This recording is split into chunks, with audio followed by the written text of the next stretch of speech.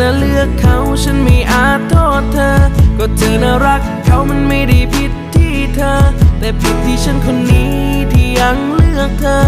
แม้ว่าเธอไม่เลือกกันก็ตาม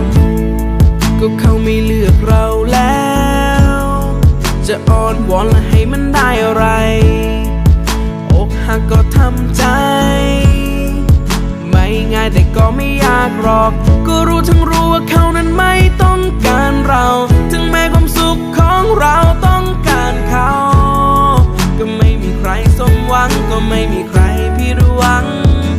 ต้องเข้าใจฉันไปแอบรักเธอ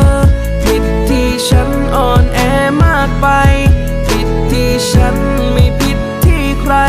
ฉันนั้นยอมเปิดใจให้เองถ้าเธอน่ะเลือกเขาฉันไม่อาจโทษเธอก็เธอน่ะรักเขามันไม่ได้ผิดที่เธอแต่ผิดที่ฉันคนนี้ที่ยังเลือกเธอแม้ว่าเธอไม่เลือกกันก็ตามจะมีความสุขก็ยินดีแม้ไม่ใช่ฉันที่อยู่ข้างกายเธอ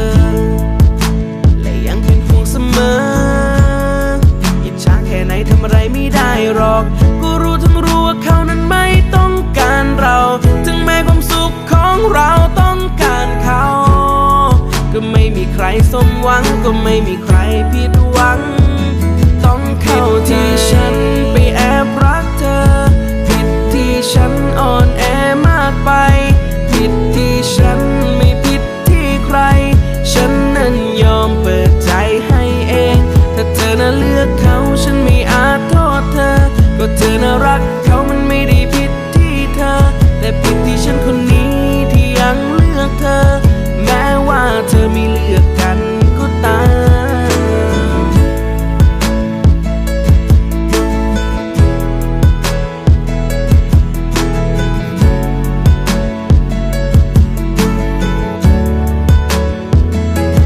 ผิดที่ฉันไปแอบรักเธอผิดที่ฉันอ่อนแอมากไปผิดที่ฉันไม่ผิดที่ใคร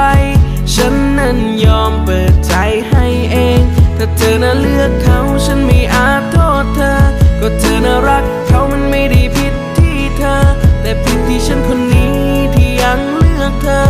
แม้ว่าเธอไม่เลือกกันก็ตาม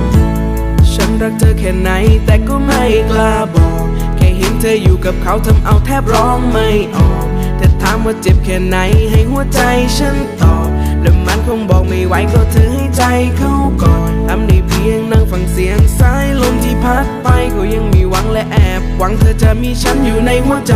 แต่ความเป็นจริงเหล่านั้นทำให้ใจฉันต้องแตกสลายจะให้ฉันไปโทษใครก็ผิดที่ฉันไปรักเธอไปแอบรัก